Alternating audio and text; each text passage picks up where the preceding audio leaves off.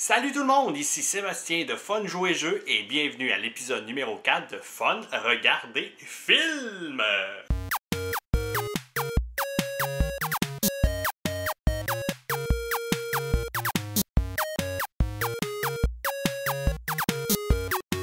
Cette semaine à Fun Regarder Film, on y va avec de l'horreur, un bon vieux classique, The Leprechaun.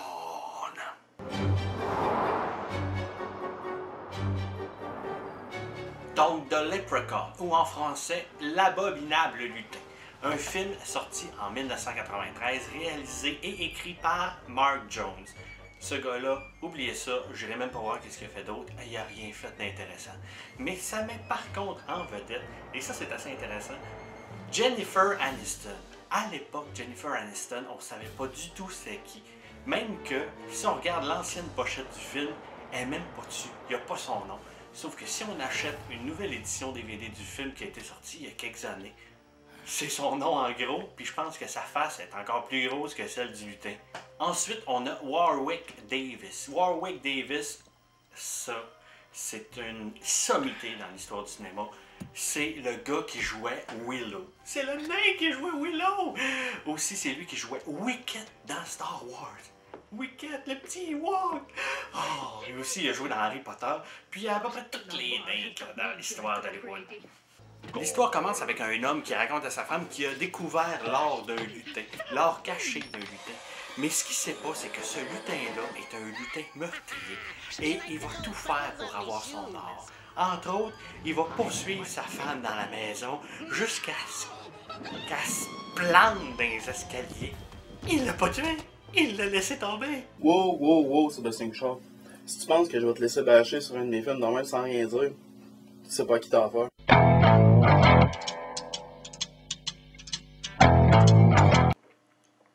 C'est quoi, Sis? Tu penses rentrer dans mon vidéo comme ça, puis je vais rien faire?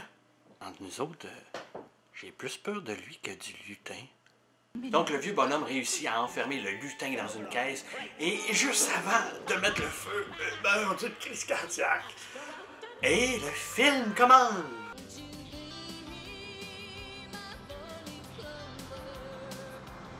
Sur une musique country. T'as quoi exactement contre la musique country? Eux autres sont bien, la paix, le soleil, le petit jeep, les montagnes. Hey! Ok, country tant que tu voudras, là, mais moi je suis plus sûr qu'il faut que j'aille peur dans ce film-là. Là. On fait la rencontre du personnage de Jennifer Aniston, une fille de la ville qui déménage en campagne, oui, dans la maison où a été enfermé le lutin. Mais bon, pour faire rénover sa maison, ça y prend des gars d'expérience, donc on va faire appel à 3 gars qui ont une compagnie qui s'appelle Three Guys That Paint. Pourquoi pas les 3 Stooges à la place? Ensuite, Ozzy, le plus stupide des 3 gars, se retrouve dans le sous-sol et par accident libère le lutin. Donc en gros, le lutin veut avoir son or. Mais Ozzy ne sait pas où il est cet or-là. Mais au moment où il sort de la maison, Ozzy voit dans le ciel une arc-en-ciel. Et devinez où ce qu'elle va mener, cet arc-en-ciel-là? Au pot d'or du lutin. On va mettre 2 choses au clair. Premièrement, un arc-en-ciel, ça n'a pas 3 couleurs, ça n'a toutes les couleurs, ok? Mais t'as pas entendu Ozzy ce qu'il a dit? C'est un arc-en-ciel magique. Tout le monde sait ça que les arcs-en-ciel magiques, ils ont comme juste 3 couleurs. Ben oui, c'est ça. Deuxièmement, pourquoi le lutin cherche pas son or en regardant au bout de l'arc-en-ciel? On s'entend-tu qu'il doit savoir comment ça fonctionne? Donc, Ozzy et le petit morveux se rendent au magasin d'antiquités pour faire évaluer l'or qu'ils ont trouvé. L'antiquaire décide de garder une des pièces pendant la nuit pour l'évaluer. Évidemment, le lutin, fâché, va aller attaquer l'antiquaire. Ok, à ce moment-là, observons comment le réalisateur va nous mettre un suspense. Shit! Un tricycle!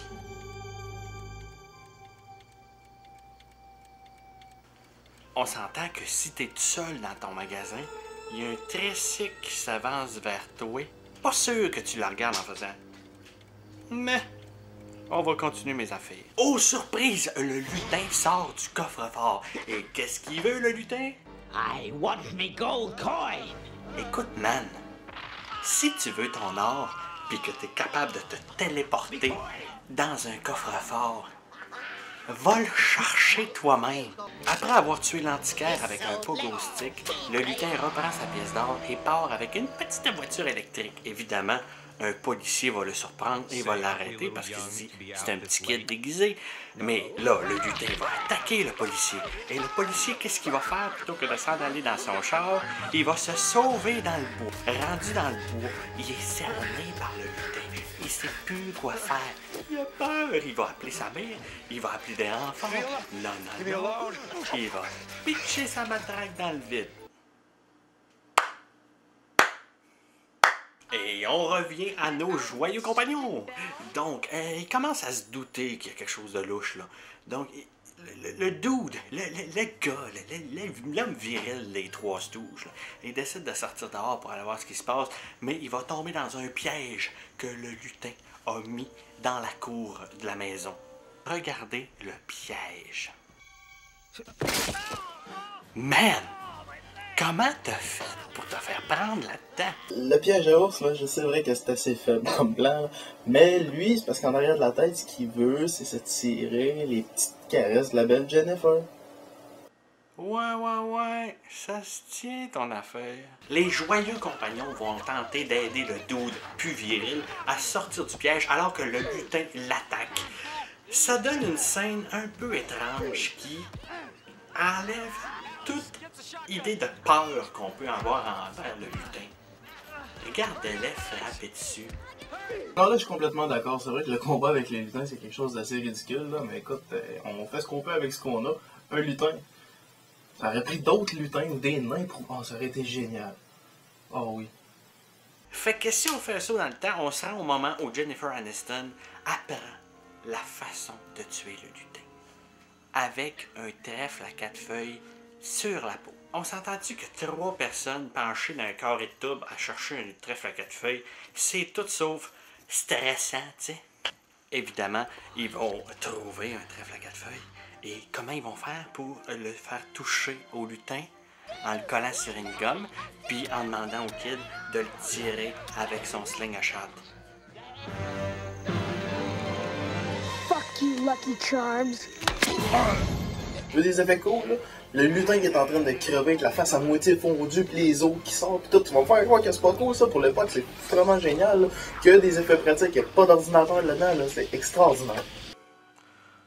En résumé, ce que je pense du film, c'est que ça a bien vieilli. On va se le dire, ça a bien vieilli. Les effets spéciaux sont encore bons. Le maquillage du lutin est encore là. Sauf que c'est le genre de film qu'on dirait qu'ils cherchent. Les bouts de comédie fonctionnent, les bouts de films d'horreur fonctionnent pas. Donc, 50-50, tu sais.